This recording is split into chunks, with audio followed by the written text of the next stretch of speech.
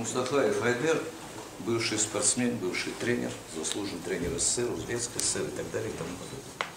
Вот мы много говорим Меджлис, а я вот не понимаю, вот опять собрались и опять Мустафа Чубаров, Мустафа Чубаров. Но это же конкретная государственная структура, которая выгодна была и в советское время. Мы говорим много про Чубарова. Когда он попал в национальное движение и как он в 1990 году оказался в правительственной комиссии Советского Союза. Теперь мы много говорим про Мустафу. Ему задали вопрос: Мустафа, а почему тебя в 1987 году не было на Красной площади? Его ответ вы помните? Он сказал: я руководил митингом на Красной площади из Янгиюля. Это нелегитимная, не зарегистрированная организация. Ну давайте возьмем, это уже на Украине 4-й президент. И тем не менее, все президенты, все руководители государства любого масштаба, они с ним встречаются. Нет, вот вопрос я хочу задать. Вот мы столько говорим. Я считаю, этот вопрос надо задать правительству, президенту Украины. Почему, вы правильно сказали, почему их награждают? За что награждают? Вот, например, даже вот сейчас вот элементарная вещь произошла. Существует просто вопрос.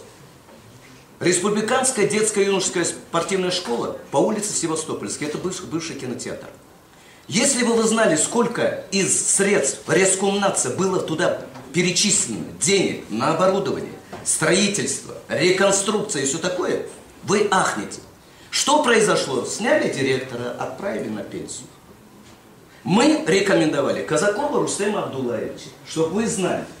Это двукратный чемпион мира, чемпион Олимпийских игр 1972 года. И, кстати, когда Советский Союз завоевал 50 золотых медалей в год празднования 50-летия образования СССР, он завоевал 50-ю золотую медаль. С Ташкента его пригласили в Москву. Старшим тренером был Советского Союза. Да, он гражданин России, но имеет вид на жительство. Работает здесь одним из тренеров сборной Украины. И сейчас я просто хочу тоже задать вопрос. И тренер, старшим тренером училища Олимпийского резерва Краснолесье. Рекомендовали, спортивная общественность рекомендовала его директором этой школы. Так нет. Меджлис быстро нашел связь с Константиновым.